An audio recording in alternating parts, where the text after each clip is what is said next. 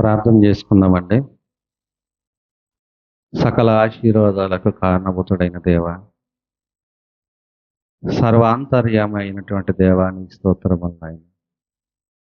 మీ ప్రియకుమారుడు తండ్రి రాక కొరకు నాయన, పాత నిబంధనలో ఎన్నో రిఫరెన్స్లను తోడించి తండ్రి, ఈయనే ప్రభు అయినటువంటి యేసుక్రీస్తు వారు అనటానికి నాయన ఎన్నో ఆధారాలను మాకు చూపించారు తండ్రి.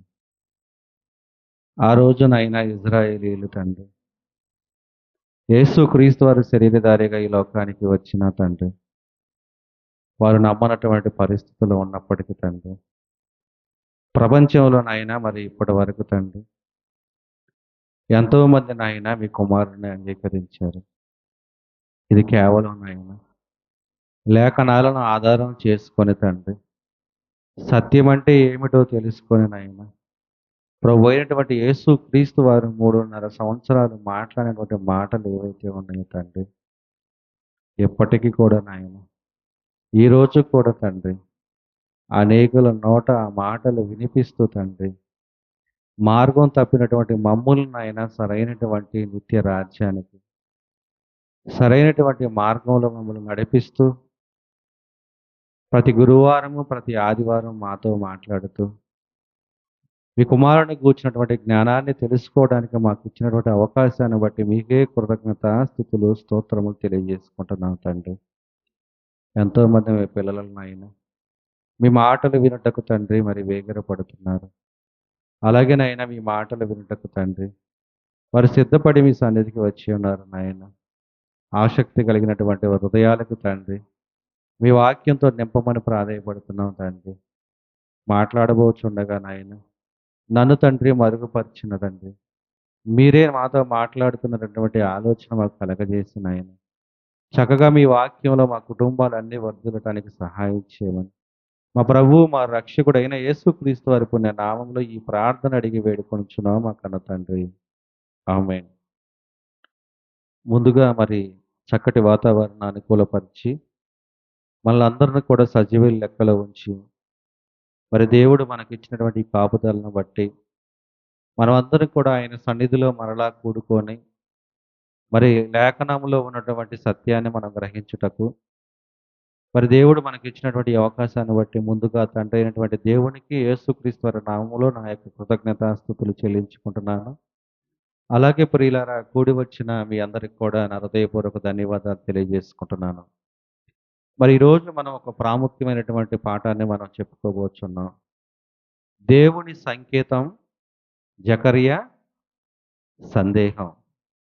ఇప్పుడు మనం లూకా సువార్త 1వ అధ్యాయము 5వ వచనం నుండి 25వ వచనం వరకు మనం ఏం చేసాం? వాక్య ప్రకటన చేసాం. చదువుకున్నటువంటి వాక్య ప్రకటనని ఎవరైనా ఆలకించారా మీలో? ఆలకించారా? అయితే జకరియా అనేటువంటి ఆయన ఏం చేశాడు? ఎవరైనా తెలుసా?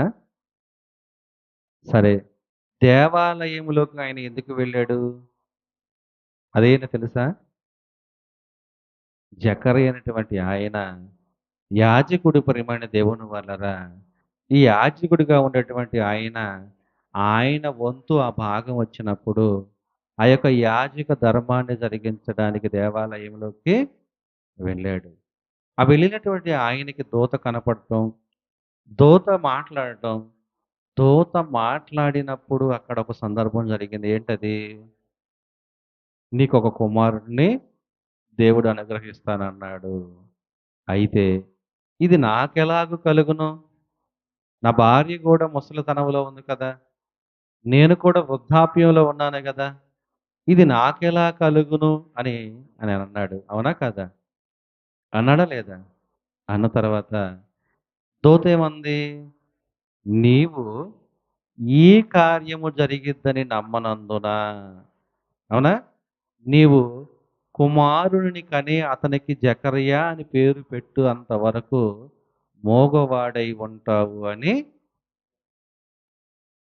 అని ప్రవచనాన్ని ప్రవచించింది.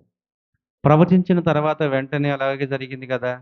ఆయన దేవాలయంలో నుంచి బయటికి వచ్చేటప్పుడు ఆ బయటికి వచ్చిన తర్వాత ఏమీ మాట్లాడలేక ఆయన ఏం చేశాడు? సైగలు చేశాడు ప్రియమైన దేవుని వాళ్ళరా. అయితే బయట ఉన్న ప్రజలందరూ కూడా ఆయన చూసి ఒకవేళ ఆయనకి దర్శనం ఏదైనా కలిగిందేమో అని వాళ్ళు ఏం చేశారు? ఆళ్ళు కూడా సైలెంట్ అయిపోయి, ఆ సైగలతో అక్కడ ఆ కార్యక్రమాన్ని ముగించి క్లోజ్ చేసుకున్నారు.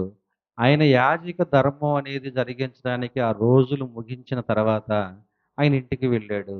ఇంటికి వెళ్ళిన తర్వాత దేవదూత చెప్పినట్లుగా ఏం జరిగింది? ఆమె భార్య గర్భవతి అయింది. కుమారుడిని కనటం జరిగింది. ఆ కుమారుడికి జకర్యా అని పేరు పెట్టడం జరిగింది. ఆ జకర్యా అనే పేరు పెట్టడానికి ఎప్పుడైతే ఆయన ఒక పలక మీద ఆ పేరును రాయించి చూపించాడో, చూపించిన వెంటనే ఆయనకి మాటలొచ్చేసినాయి ప్రియమైన దేవుని వల్లరా. ఈ సందర్భం అంతా మనకు అది అర్థమైంది కదా!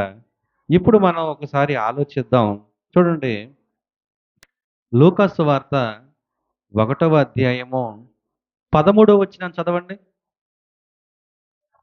అప్పుడు ఆ దూత అతనితో, జకర్యా భయపడకుము, నీ ప్రార్థన వినబడినది. నీ భార్య అయిన ఎలిజబెతు నీకు కుమారుణ్ణి కనును. చూసారా? అంటే ఒక ప్రవచనం అనేది దేవదూత ద్వారా జకర్యా గారికి వచ్చేసిన ప్రియమైన దేవుని వాళ్ళరా. వచ్చేసినప్పుడు ఈయన ఎక్కడున్నాడు? ఆ ప్రవచనం వచ్చే టయానికి దేవాలయంలో ఉన్నాడు. దేవాలయములో ఉన్నటువంటి ఈయన ఆ మందిరము లోపలికి దేనికి వెళ్ళాడు? ధూపం వేయటానికి వెళ్ళాడు. యాజక ధర్మాన్ని జరిగించడానికి వెళ్ళాడు. ఇప్పుడు మనం ఆలోచిద్దాం ఏంటంటే, అసలు యాజక ధర్మాన్ని జరిగించేవోళ్ళు దేవాలయము లోపలికి వెళ్ళిన తర్వాత, అయ్యా నాకు కుమారులు లేరు, కుమార్తెలు లేరు, నాకు పిల్లలు లేరు, నా ప్రార్థన ఆలకించు ఏమైనా అని ప్రార్థన చేస్తారా వాళ్ళు? చేస్తారా?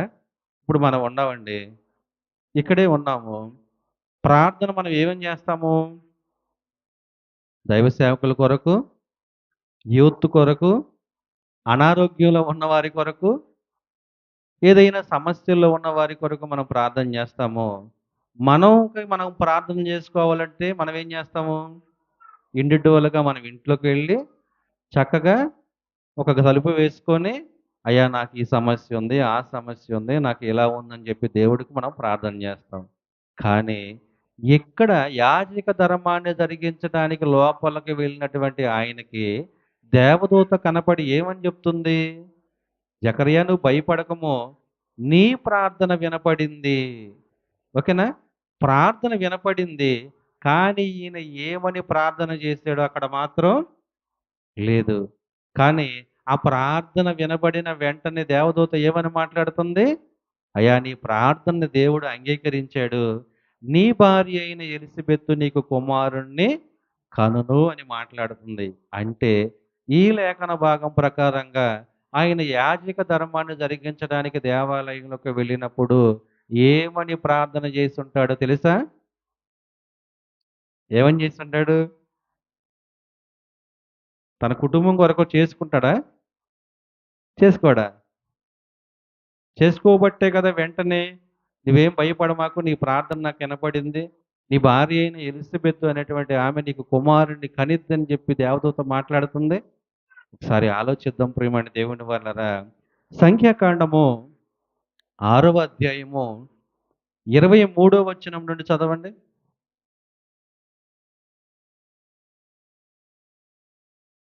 సంఖ్యాకాండము 6వ అధ్యాయము 23 చదువుతున్నారా? హ్మ్. హ్మ్. మీరు ఇజ్రాయేలీలను ఇలాగు దీవింపవలెను. యెహోవా మిమ్ములను ఆశీర్వదించి మిమ్ములను కాపాడును గాక. 20 ఎన్ని చదువుతున్నారు ఇప్పుడు చెప్పండి? 25. యెహోవా నీకు తన సన్నిధిని ప్రకాశింపజేసి నిన్ను కరుణించును గాక. యెహోవా నీ మీద తన సన్నిధి కాంతి ఉదయింపజేసి నీకు సమాధానము కలగజేయును గాక. అట్లు వారు ఇజ్రాయేలీయుల మీద నా నామమును ఉచ్చరించుట వలన నేను వారిని ఆశీర్వదించును. అంటే యాజక ధర్మాన్ని జరిగించే వాళ్ళు నియమం ప్రకారంగా ఇక్కడ ఏమని రాసింది? అంటే యాజకుడు ఎవరైనా దేవాలయంలోకి వెళ్ళినప్పుడు బయట జనం ఉన్నటువంటి వారిని చూసి ఏమనాలంట? దేవుడు మిమ్మల్ని ఆశీర్వదిస్తాడు. దేవుడు మిమ్మల్ని కాపాడతాడు. ఆయన సన్నిధి క్రాంతి మీ మీద ఉదయింపజేస్తాడు. మిమ్మల్ని కరుణిస్తాడు అని మీకు సమాధానం కలుగును గాక అని చెప్పి ఆ యాజకుడు వారిని చూసి అనాలంట. ఇంకొంచెం ముందుకు వెళ్తే ప్రియమైన దేవుని వాళ్ళరా లేవి కాండము లేవి కాండము 16వ అధ్యాయము లేవి కాండము 16వ అధ్యాయము 14 నుంచి చదవండి. 14-17 వరకి. అప్పుడతడు ఆ కోడె రక్తములో కొంచెము తీసుకొని తూర్పు ప్రక్కను కరుణాపీఠము మీద తన వేలుతో ప్రోక్షించి కరుణాపీఠము ఎదుట తన వ్రేలుతో ఆ రక్తములో కొంచెము 7 మారులు ప్రోక్షింపవలెను. అప్పుడతడు ప్రజలు అర్పించు పాప పరిహారార్థ బలియగు మేకను వధించి అడ్డతెర లోపలికి దాని రక్తము తెచ్చి ఆ కోడె రక్తముతో చేసినట్లు దీని రక్తముతో చేసి కరుణాపీఠము మీదను కరుణాపీఠము ఎదుటను దాన్ని ప్రోక్షింపవలెను. అట్లు అతడు ఇజ్రాయేలీయుల సమస్త పాపములను బట్టియు అనగా వారి అపవిత్రతను బట్టియు వారి అతిక్రమములను బట్టియు పరిశుద్ధ స్థలమునకు ప్రాయశ్చిత్తము చేయవలెను. ప్రత్యక్ష గుడారము వారి మధ్య ఉండుట వలన వారి అపవిత్రతను బట్టి అది అపవిత్రత మగుచుండును గనుక అతడు దానికి ప్రాయశ్చిత్తము చేయవలెను. పరిశుద్ధ స్థలములో ప్రాయశ్చిత్తము చేయుటకు అతడు లోపలికి పోవునప్పుడు అతడు తన నిమిత్తము తన ఇంటి వారి నిమిత్తము ఇజ్రాయేలీయుల సమస్త జనము నిమిత్తము ప్రాయశ్చిత్తము చేసి బయటికి వచ్చుటకు ఏ మనుష్యుడు ప్రత్యక్ష గుడారములో ఉండరాదు. అంటే ఇందాక మనం చూసుకుంది ఏంటి? యాజకుడు అనేటువంటి ఆయన ప్రజలను ఎలా దీవించాలో చెప్తున్నాడు సంఖ్యాకాండంలో. ఈ లేవియ కాండానికి వచ్చేసరికి ఏమంటున్నాడంటే పాప పరిహారార్థ బలులు అర్పించాలి. అది ఎవరి కోసం? తన కోసం, ప్రజల కోసం ఈ పాప పరిహారార్థన బలి అర్పించాలని ఒక క్రమాన్ని చెప్తున్నాడు. అలాగే హెబ్రీయులు రాసినటువంటి పత్రిక 9వ అధ్యాయము 6, 7 వచనాలు చదవండి. ఇవి ఇలాగ ఏర్పరచబడినప్పుడు యాజకులు సేవ చేయుచు నిత్యమును ఈ మొదటి గుడారములోకి వెళ్ళుదురు గాని సంవత్సరమునకు ఒక్కసారి మాత్రమే ప్రధాన యాజకుడు ఒక్కడే రక్తము చేత రక్తము చేతబట్టుకొని రెండవ గుడారములోనికి ప్రవేశించును. ఆ రక్తము తన కొరకు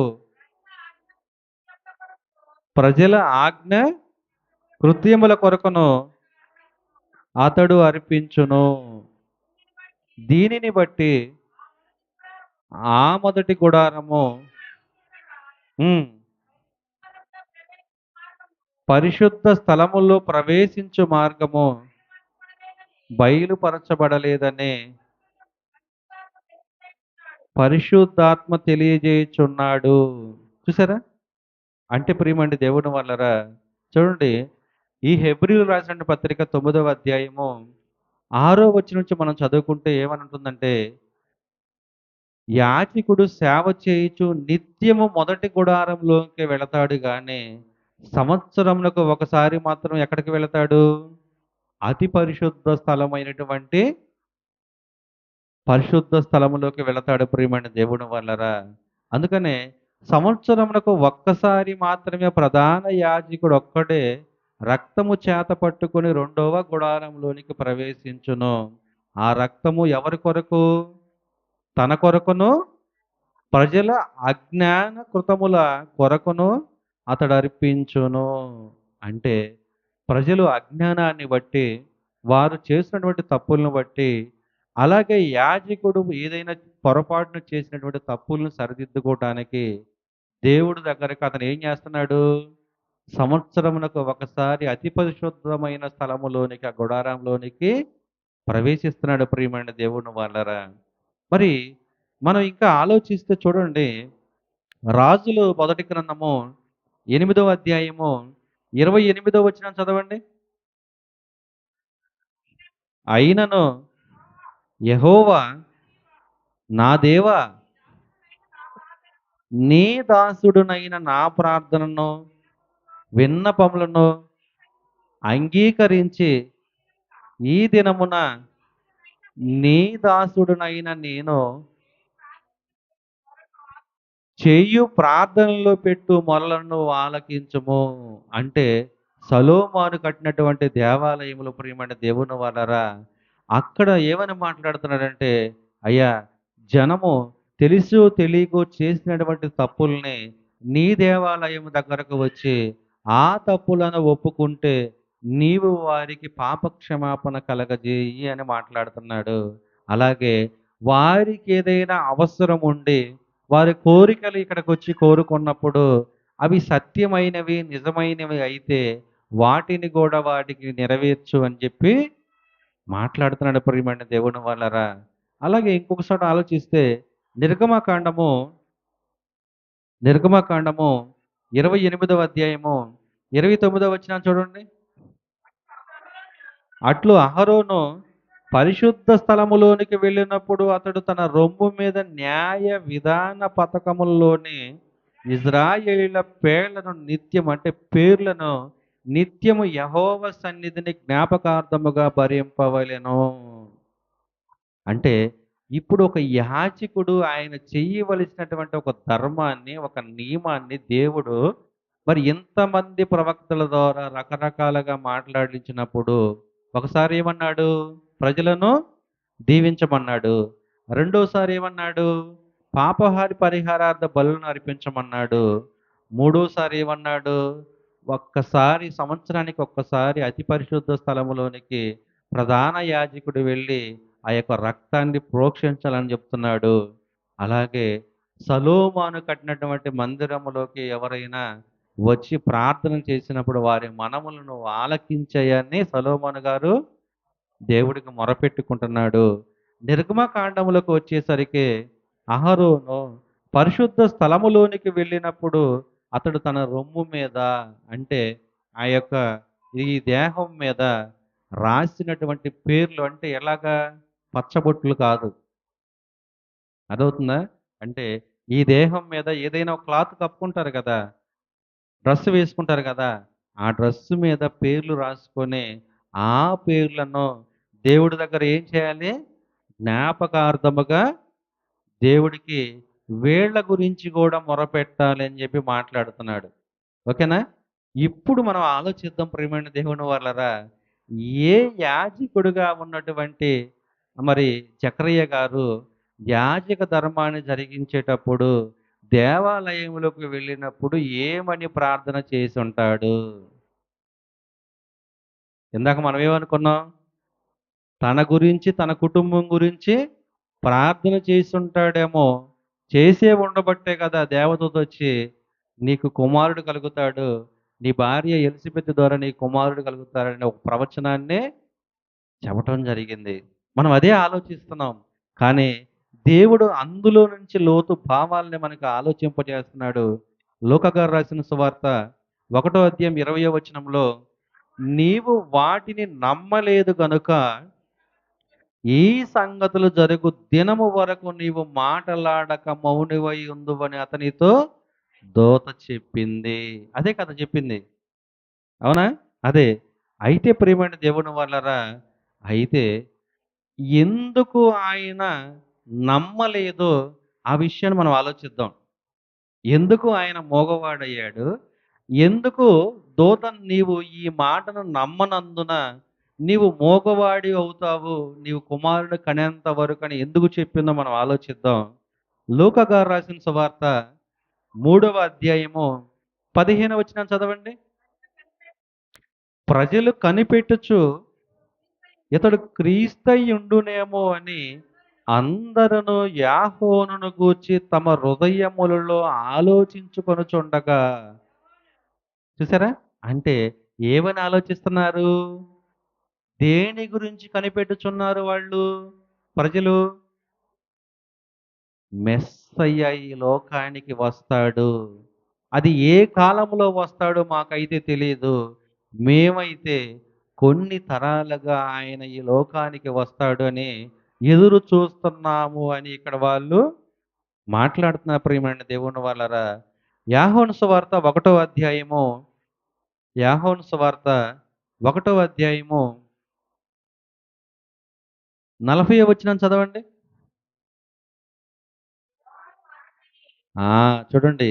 అక్కడ 40, 41, 42 3 వచనాలు మనం చూసుకుంటే, యాహోను అనేటువంటి ఆయన మొదట మెస్సయ్య అయినటువంటి యేసుక్రీస్తు వారిని నమ్మాడు ప్రియమైన దేవుని వాళ్ళరా.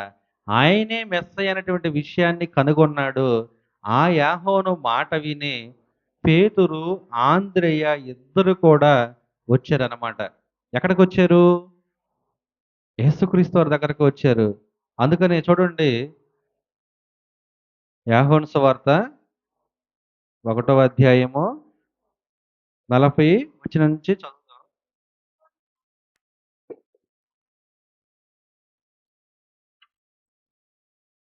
చదవండి.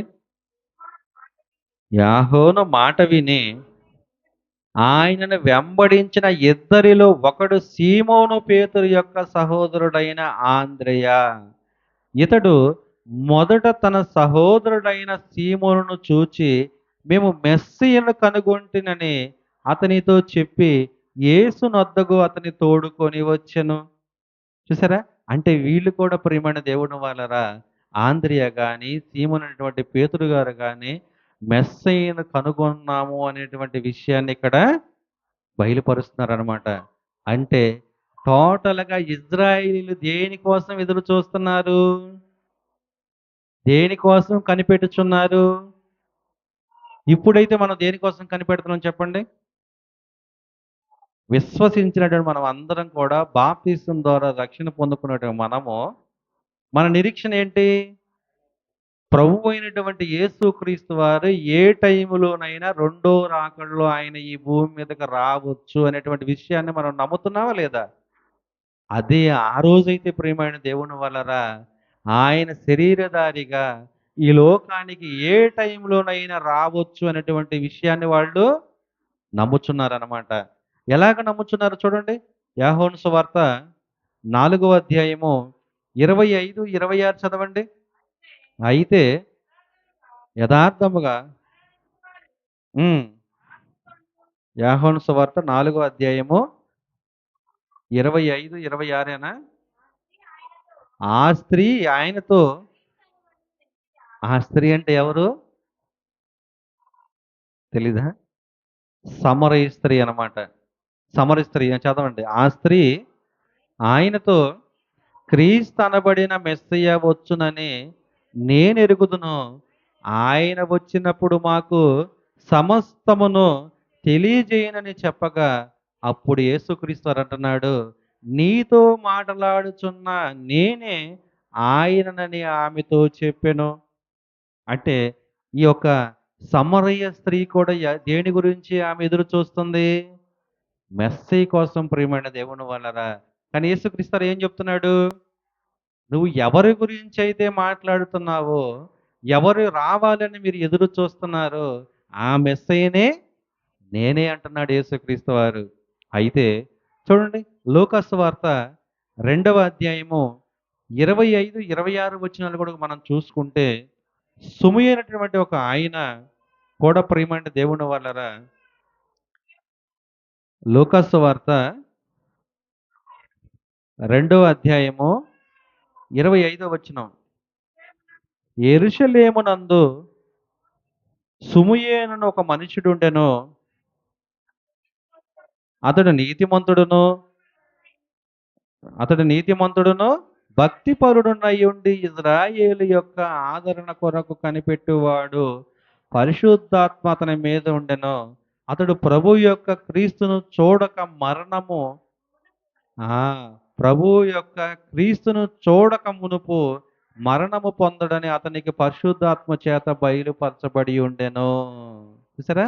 అంటే ఈ సుమి అయినటువంటి ఆయనకు కూడా పరిశుద్ధాత్మ బయలుపరిచింది ఏమనంటే, అయ్యా నీ జీవిత కాలంలోనే నీవు బ్రతికి ఉన్నప్పుడే మెస్సయ్య అనేటువంటి ఆయన ఈ లోకానికి వస్తాడు. అది నువ్వు చూసిన తర్వాతే నువ్వు మరణము నొందుతావు అనేటువంటి విషయాన్ని తెలియజేసేసాడనమాట. ఎవరు? పరిశుద్ధాత్మ దేవుడు. ఓకేనా? అయితే ఇన్ని వచనాలు మనం చూసుకున్న తర్వాత ఇజ్రాయేలీయులు ఒకళ్ళు ఆళ్ళల్లో ఉన్నటువంటి సమరయ స్త్రీ గాని, లేదంటే మరి సీమోను అనేటువంటి పేతురు గారు గాని, ఆంద్రేయ గారు గాని, యాహోను గారు గాని, ఇక్కడ సుమియోను గారు గాని, మరి ఇలా మనం ఆలోచిస్తే ప్రియమైన దేవుని వాళ్ళరా, ప్రజలందరూ కూడా దేని కొరకు కనిపెట్టుచున్నారంటే క్రీస్తు అనబడినటువంటి మెస్సయ్య ఈ లోకానికి వస్తాడనేటువంటి విషయం కోసమే కదా! అయితే మరి వీరికే ఇంత ఆలోచనలు ఉంటే, యాజక ధర్మాన్ని జరిగించేటువంటి జకర్య గారు ఇంకా దేని గురించి ఆలోచిస్తాడు? కుటుంబం గురించి ఆలోచిస్తాడా? అంత వయసులో కుటుంబంలో నాకు పిల్లలు కావాలని కోరుకుంటాడా? కాదు ప్రియమైన దేవుని వాళ్ళరా. ఆయన కూడా దేని గురించి ఆలోచిస్తున్నాడంటే, ప్రభు అయినటువంటి యేసుక్రీస్తు వారు మెస్సయ్య గురించి ఆయన కూడా ఎదురు చూస్తున్నాడనమాట. అందుకని చూడండి, ద్వితీయోపదేశకాండము 18వ అధ్యాయము 16వ వచనంలో చివరి భాగాన్ని చూస్తే, అంటే ఎందుకు ఇదంతా చెప్తున్నానంటే, మెస్సయ్య కోసం ఎదురు చూడటానికి పాత నిబంధనలో ఉన్నటువంటి ఆధారాలను మనం చూస్తున్నాం. ఎందుకంటే ఏదైనా మనం ఒక దాని గురించి ఎదురు చూస్తున్నప్పుడు చూడండి, ఎక్కడికైనా మనం వెళ్ళి ఏదైనా ఒక టీవీనో, ఫ్రిడ్జ్‌నో మనం కొనుక్కున్నాం అనుకోండి. కొనుక్కున్న తర్వాత మనం ఏం చేస్తాం? ఒక బాడిగ మాట్లాడుకుంటాం. ఆ బాడిగలో టీవీనో, ఫ్రిడ్జ్‌లో తీసుకొని ఇంటికి వచ్చేటప్పటికి ఆ ఆటో వచ్చేటప్పటికి లేట్ అయిద్దా లేదా? వాళ్ళు ఏం చేయాలి?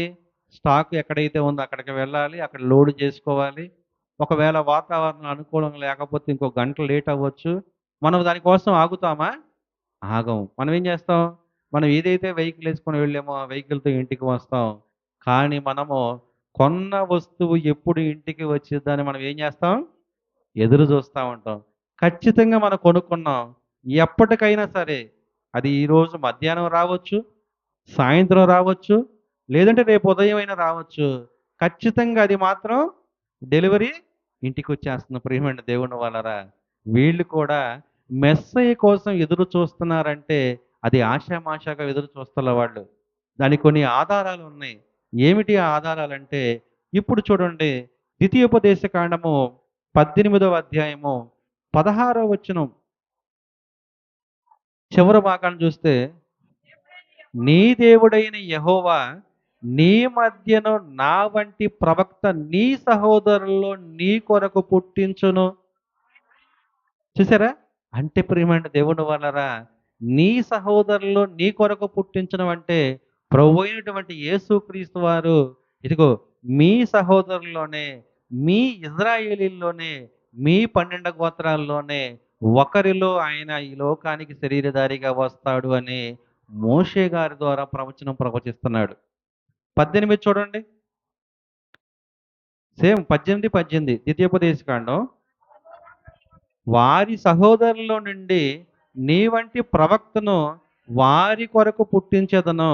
అతని నోట నా మాటలు నుంచుదును. నేను అతనికి ఆజ్ఞాపించినది యావత్తును అతడు వారితో చెప్పును. ప్రభు అయినటువంటి యేసుక్రీస్తు వారు ఈ లోకానికి వచ్చి ఏం చేశారు తెలుసా? నా అంతట నేనేమి చేయటం లేదు. తండ్రి నాకు ఏదైతే చెప్పి పంపించాడో ఈ భూమి మీద దానినే నేను చేస్తున్నాను. అందుకనే యేసుక్రీస్తు వారు ఆఖరికి సిలువలో ప్రాణత్యాగం చేసేటప్పుడు కూడా ఆయన కాసేపట్లో ప్రాణం పోయిద్ది అనేటువంటి సందర్భంలో కూడా ఆయన ఏం మాట్లాడతాడో తెలుసా? తండ్రి, నీవు నాకు అప్పగించినటువంటి పనిని సంపూర్ణంగా నేను పూర్తి చేసి నా ఆత్మను నీకు అప్పగించుకుంటున్నాను అని యేసుక్రీస్తు వారు మాట్లాడుతున్నాడంటే ఆయనంతటా ఆయన ఏది చేయడు. తండ్రి అంటే చూడండి, నేను అతని ఆజ్ఞాపించినది యావత్తును అతడు వారితో చెప్పును. ఇంకొక మాట చూడండి, యెషయా గ్రంథము 7వ అధ్యాయము 14వ వచనం చదవండి. కాబట్టి ప్రభువు తానే ఒక సూచన మీకు చూపును, ఆలకించుడి. కన్యక గర్భవతి అయి కుమారుని కని అతనికి ఇమ్మానుయేలు పేరు పెట్టుదురు. ఇమ్మానుయేలు అంటే దేవుడు మనకు తోడు అని అర్థం, ప్రియమైన దేవుని వల్లరా. అంత గొప్ప పేరు పెట్టినటువంటి ఇమ్మానుయేలు ఏడ ఉంటున్నారో తెలుసా? ఒక ఆయన ఒక ఆయన పేరు ఏం తెలుసా? యేసు. యేసు. ఆయన బ్రతుకేం బాగాల. బాగపోయేసరికి ఒక అతను వచ్చి అంటున్నాడు, అరే ఆ యేసుగాడు ఏడుండాడు అని అడుగుతున్నారు. పేరు పెట్టుకుందేమో దేవుడిది, పనులు చూస్తే అపవాది కంటే ఎక్కువ ఘోరంగా అయినటువంటి పాపాలు చేస్తున్నారన్నమాట. అర్థమవుతుందా? అంటే ఒక పేరు మనం పెట్టుకున్నప్పుడు ఆ పేరుకు తగ్గ జీవితం అనేది మనకు ఉండాలని మీకు మనవి చేస్తున్నాను. చదవండి. కన్యక గర్భవతి అయి కుమారుని కని అతనికి ఇమ్మానుయేలు అని పేరు పెట్టును. అంటే ప్రవచనం, ప్రియమైన దేవుని వలన మరి కన్యక గర్భవతి అయి కుమారుని కనిందా? కన్నది. ఆ ప్రవచనం కోసమే వాళ్ళు ఎదురు చూస్తున్నారు. యెషయా గ్రంథము 9వ అధ్యాయము 6వ వచనం చదవండి. ఏలయనగా మనకు శిశువు పుట్టెను, మనకు కుమారుడు అనుగ్రహింపబడెను, ఆయన భుజముల మీద రాజ్యభారం ఉండెను. ఆశ్చర్యకరుడు, ఆలోచనకర్త, బలవంతుడైన దేవుడు, నిత్యుడగు తండ్రి, సమాధానకర్తయగు అధిపతి అని అతనికి పేరు పెట్టుదును. చూసారా? అంటే ఇన్ని క్వాలిఫికేషన్లు ఉన్నటువంటి ఒక మెస్సయ్య ఈ లోకానికి రావాలని ప్రవచనం ఉంది. ఆ ప్రవచనాన్ని బట్టి వాళ్ళు ఏం చేశారు? ఎదురు చూస్తున్నారు. ఇంతేనా? ఇంకా ఉన్నాయి. అసల మీకా గ్రంథము 5వ అధ్యాయము 2వ వచనం చదవండి. బెత్లెహేము ఎఫ్రత యోధా వారి కుటుంబముల్లో నీవు స్వల్ప గ్రామమైనను నా కొరకు ఇజ్రాయేలీయులను ఏలబోవాడు నీలో నుండే వచ్చును. చూసారా? అంటే యేసు క్రీస్తు వారు ఏ స్థలములో పుడతాడో కూడా రాయించేశారు, ప్రియమైన దేవుని వలన. ఇంకా ముందుకు వెళితే ఆ! మరి ఇన్ని ఆలోచించినటువంటి మనము చూసారా? అంటే ఒక స్థలం గురించి చెప్పారు. ఆయన వచ్చిన తర్వాత ఏం మాట్లాడతాడో చెప్పారు. అతను మరి ఎలాంటి ప్రవక్తలు పోలి ఈ భూమి మీద నడుస్తారో చెప్పారు. ఇన్ని ఆధారాలు ఉన్న తర్వాత ఆ ఇజ్రాయేలీలు ఎవరిని గురించి కనిపెట్టుచున్నారు? ఎవరు ఈ లోకానికి రావాలని కోరుకుంటున్నారు? ఎవరు ఈ లోకానికి రావాలని వారు ఎదురు చూస్తున్నారు? మెస్సయ్య అనబడినటువంటి క్రీస్తు ఈ లోకానికి రావాలని చెప్పి వాళ్ళు ఎదురు చూస్తున్నారు. అదే ఆయన ప్రార్థన చేస్తున్నాడు. ఎక్కడ? ఎక్కడ? యాజక ధర్మాన్ని జరిగించేటువంటి ఆయన దేవాలయంలోకి వెళ్ళి దేని గురించి ప్రార్థన చేస్తున్నాడో తెలుసా? ఇజ్రాయేలీలు దేని కొరకైతే కనిపెట్టుచున్నారో ఆ మెస్సయ్య అయ్యా మా కాలంలో ఏమైనా పుడతాడా అని చెప్పి ప్రార్థన చేస్తున్నాడు. మెస్సయ్య ఇంకా రాలేదు, మెస్సయ్య వస్తే బాగుండు అని ప్రార్థన చేస్తున్నారు. చెడిపోయినటువంటి సమాజాన్ని చూసి ఈ సమాజం బాగుపడాలంటే ఆ మెస్సయ్య అయినటువంటి ఆయన వచ్చి ఈ ప్రజలందరికీ సమాధానకరమైనటువంటి సువార్తను ప్రకటిస్తాడని చెప్పి నమ్మకంతో ఆయన ఏం చేస్తున్నాడు? మెస్సయ్య రాక కొరకు ప్రార్థన చేస్తున్నాడు, ప్రియమైన దేవుని వలన. అంతేగాని ఆయనకు పిల్లలు కావాలని ఆయన ప్రార్థన చేయట్లా. అర్థమవుతుందా? ఏమని ప్రార్థన చేస్తున్నాడు? మెస్సయ్య రావాలని ఆయన కొరకు ప్రజలందరూ కనిపెట్టుచున్నారు కాబట్టి దాని గురించి ప్రార్థన చేస్తున్నాడు. అందుకు దూతొచ్చింది. చూడండి. లోకసువార్త 1వ అధ్యాయము 18వ వచనం చదవండి. జకరియా ఇది నాకెలాగు తెలియను? అంటే చూసారా? ఇదిగో నేను ముసలివాడును అంటున్నాడు. ఓకే, బాగానే ఉంది. అబ్రహాం గారికి ఏ వయసులో పిల్లలు పుట్టారు జకరియా గారికి తెలీదా? మరలా ఎందుకు ఈయన చెప్తున్నాడు? ఒకటేమో ఇదిగో ఏ మెస్సయ్య కోసమైతే వాళ్ళు ఎదురు చూస్తున్నారో నీ కాలంలోనే ఆ మెస్సయ్య వస్తాడని చెప్పినప్పుడు ఆ మాటని ఆయనకి ఆశ్చర్యపడే నమ్మకం కుదరట్లా. అర్థమవుతుందా? యేసుక్రీస్తు వారు మా కాలంలో పుడితే బాగుండు, మా కాలంలో పుడితే బాగుండు అనే అబ్రహాం గారి దగ్గర నుంచి అందరూ ప్రవక్తలు ఎదురు చూసిన వాళ్ళే. ఎవరి కోసం? మెస్సీ కోసం. ఎందుకో తెలుసా? ఇదిగో ఈ లోకాన్ని కలగజేసినటువంటి ఆయన్నే మా కంటితో చూసేవాళ్ళం. మా చేతులతో తాకేవాళ్ళం. ఆయన మాటలు మా చెవులతో వినేవాళ్ళం. ఆయన్ని మేము ఎంతగానో ఘనపరుచుకునేవాళ్ళం. ఇదిగో మా కాలంలో పుడితే బాగుండు అనేటువంటి వారు ప్రతి ప్రవక్త కూడా అలాగే ఆలోచించాడు ప్రియమైన దేవుని వాళ్ళరా. అదే అలాగే ఈ జకర్య అనేటువంటి ఆయన కూడా యాజక ధర్మాన్ని జరిగించడానికి వెళ్ళి ఆయన ఏం చేశాడో తెలుసా? ప్రార్థన చేస్తున్నాడనమాట. ఆ ప్రార్థన జరిగిన దానికి దేవుడు ఆయన ప్రార్థన విన్నాడు. విన్న తర్వాత మెస్సయ్య ఇదిగో నీ ఉన్నటువంటి ఈ కాలంలోనే పుడతాడు. అయితే, అయితే చూడండి లోకసువార్త 1 అధ్యాయం 18 వచనంలో జకర్యా అంటున్నాడు, "ఇది నాకెలాగు తెలియను" అన్నప్పుడు దూత అంటుంది, "నీవున్న కాలములోనే" ఎన్నో వచనం అది? లోకసువార్త 1 అధ్యాయము 19 గాని, 20 గాని ఉంటది చూడండి.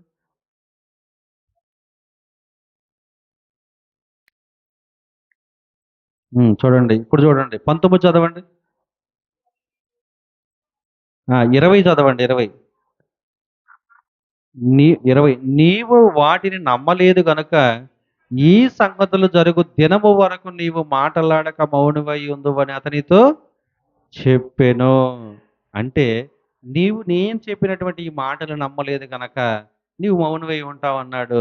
ఇప్పుడు 20 చదవండి. 19 చదవండి 19.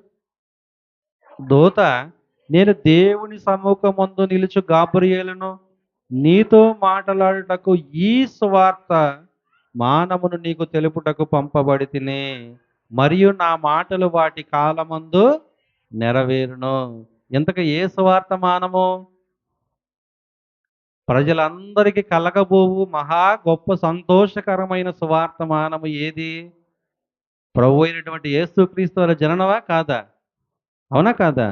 ఈ సువార్తమానాన్ని మొదటగా దేవుడు దేవదూత ద్వారా ఆయనకు తెలియపరిచినప్పుడు ఆయన ఆశ్చర్యపడి అసలు ఇది ఎలా జరిగిద్ది? ఒకటి. రెండోదేంటో తెలుసా? ఏదైతే ఆ యొక్క ఈ మెస్సయ్య అయినటువంటి ఆయన ఈ లోకానికి శరీరధారిగా వస్తాడో, ఆయన రావటానికి ముందు ఆయన మార్గాన్ని సరళము చేయటానికి ముందు ఎవరొస్తారని ఉంది? ప్రవక్త వస్తారని ఉంది కదా! ఆ ప్రవక్త వస్తారని ఉంది కాబట్టి, ఆయన మాటను నెరవేర్చుకోవడం కోసం, ఇదిగో ఆ మార్గమును సరాలము చేసేటువంటి ఆ యాహోను అనేటువంటి ఆయన నీ గర్భంలోనే పుడతాడు అనేసరికి ఆయనకి ఇంకా ఆశ్చర్యం కలిగింది.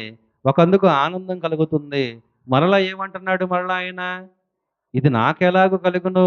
నేను వృద్ధాప్యంలో ఉన్నాను కదా! అని చెప్పి మాట్లాడుతున్నాడు. అప్పుడు దూత ఇది ఖచ్చితంగా ఆ కాలము సమయంలో అది ఖచ్చితంగా జరిగిద్ది. నీవు ఇది నమ్మలేదు గనక అవునా? నమ్మలేదు గనక నీవు మౌనివై ఉంటావు. మూగవాడిగా ఉంటావు.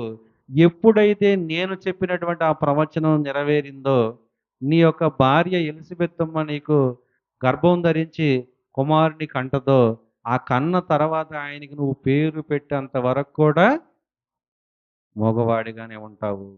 ఆ తర్వాత నీకు మాటలొస్తాయనే విషయాన్ని ఆ యొక్క దేవదూత అతనికి తెలియపరిచింది ప్రియమైన దేవుని వలన. అంటే మనం ఆలోచించేటువంటి విధానం ఎలా ఉంది? ఆయన ప్రార్థన చేసినప్పుడు ఏవని ప్రార్థన చేసాడో అక్కడ రాయబడలేదు కాబట్టి, ఒకవేళ ఆయనకి పిల్లలు కావాలనుకుని ప్రార్థన చేసాడేమో అని మనం అనుకుంటాం. కానీ ఒక యాజకుడు యాజక ధర్మాన్ని జరిగించేటప్పుడు దేవాలయంలోకి వెళ్ళిన తర్వాత ఆయన ఏమని ప్రార్థన చేస్తాడు? ప్రజల కొరకు ప్రార్థన చేస్తాడు. పాప పరిహారార్థ బలి అర్పించడానికి వెళతాడు. ప్రజలను దీవించడానికి అక్కడ ఉంటాడు. అదే సమయంలో వచ్చినటువంటి ఈ ప్రవచనాన్ని ఆయన నమ్మటానికి ఒక వింత ఆశ్చర్యంగా కనపడింది కాబట్టి, నీవు ఈ మాటను నమ్మనందున నీకు ఇలాగ జరిగిందని తెలియపరుస్తున్నాడు ప్రియమైన దేవుని వలన. అందుకనే ఆ మాటలు అలా నెరవేరినాయి. అలా జరిగినాయి. ప్రభు అయినటువంటి యేసుక్రీస్తు వారు మరి జన్మించడం జరిగింది. అలాగే యాహోను గారు అంతకంటే ముందు 6 నెలలు ముందుగా జన్మించడం జరిగింది. అయితే ఇప్పుడు మనం మాట్లాడుకుంటున్నట్టుగా ఏ జకరియా గారికైతే దేవుడు ఒక కుమారుడినిచ్చాడో, ఆ కుమారుడిని జకరియా దేవుని కొరకు ఎలా పెంచాడో వచ్చే గురువారం ఆలోచిద్దాం. అవునా? అంతే కదా! మార్గము సరళం చేయటానికే వచ్చాడు కదా! మరి ఆయన మార్గాన్ని ఎలా దేవుడి కొరకు సరళం చేశాడో ఆలోచిద్దాం. అవునా కదా? ఆలోచించి మనం కూడా దేవుని మార్గాన్ని మనం ఎలాగ సరళం చేయగలమో గురువారం రోజు ఆలోచిద్దాం. ఓకేనా?